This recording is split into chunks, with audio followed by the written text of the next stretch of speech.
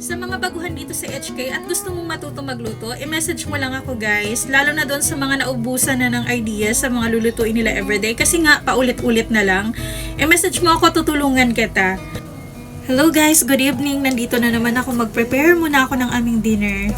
So may tofu nga tayo guys. Yung binili ko kanina. I-fried ko lang ito siya. Masarap ito kapag crunchy siya. Lagyan natin ng konting salt. And then, meron din po akong isda. Iprito ko siya mamaya. Minsan lang din kasi kami kumain ng mga prito, guys, eh. Kaya, lubos-lubosin na natin ngayong Saturday. Bukas, day off na. So, kakain sila sa labas. Ito nga, di ba? Parang, hindi naman siya galunggong. Kasi yung galunggong maliit. Hiwa-hiwaan natin to. Para manuot yung lasa niya.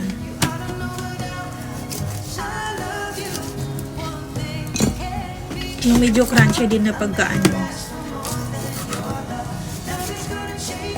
Ayan.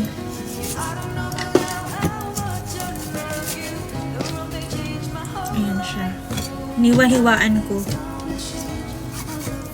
Hiwain natin ng maayos to para manuot yung lasa ng ating ingredients. Para kahit papaano, masarap naman yung prito natin. Lagyan ko nitong seasoning for fried fish. Kahit konti lang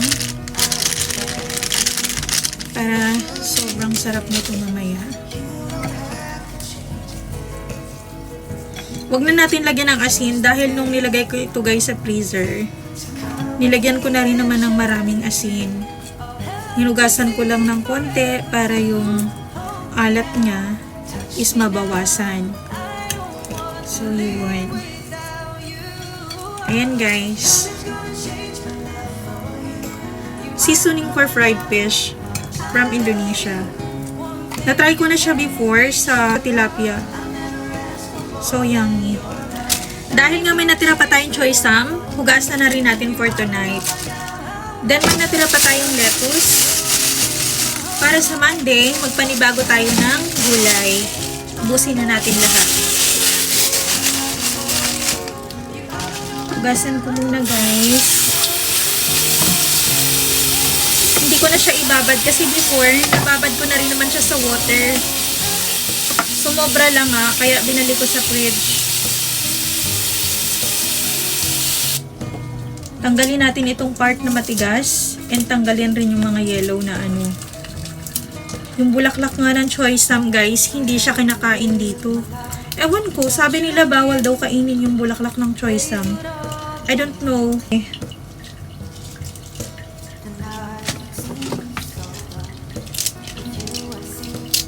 Ewan ko ba sa Pinas kung may choy sam? Pero parang walang choy sam dyan eh. Pero ito talaga guys is pambansang gulay dito sa Hong Kong. Hindi mawawala ang choy sam.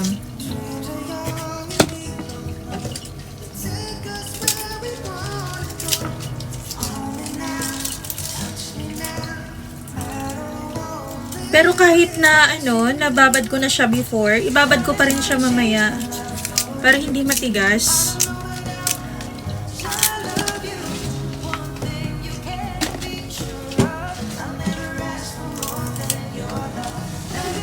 Ayan, konti lang naman yung choy sam. Ito yung pambansang gulay dito guys. Hindi mawawala. Yung doon pa ako sa bahay ni Lola, always kami kumakain ng gano'n, ng choy sam every night talaga. Igisa or i-blanch. So, konti na lang din naman tong lettuce. Ibigay ko na kay Amo. Gustong gusto niya to eh. Ako na lang kakain ng choy sam. Kain ng lettuce. Sarap.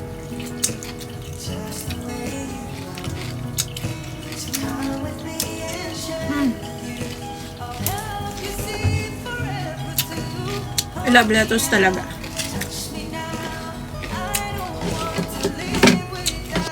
And syempre, para hindi kami mabitin sa ulam, hindi rin mawawala yung ginawa kong pickled cucumber. Eto guys, ginawa ko kaninang umaga kasi naubos na yung ginawa ko nakaraang araw.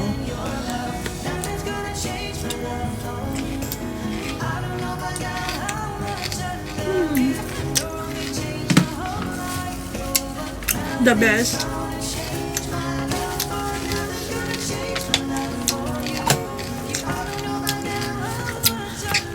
Ang sarap. Sa mga baguhan dito sa HK at gusto mong matuto magluto, i-message mo lang ako guys. Lalo na doon sa mga naubusan na ng ideas sa mga lulutuin nila everyday. Kasi nga, paulit-ulit na lang. I-message mo ako, tutulungan kita. So, for tonight, ito lang. Lettuce, fried fish, and fried tofu, and yung ating pickled cucumber, and yung ating egg drop soup, corn. So, yun lang guys. Thank you for watching. Bye!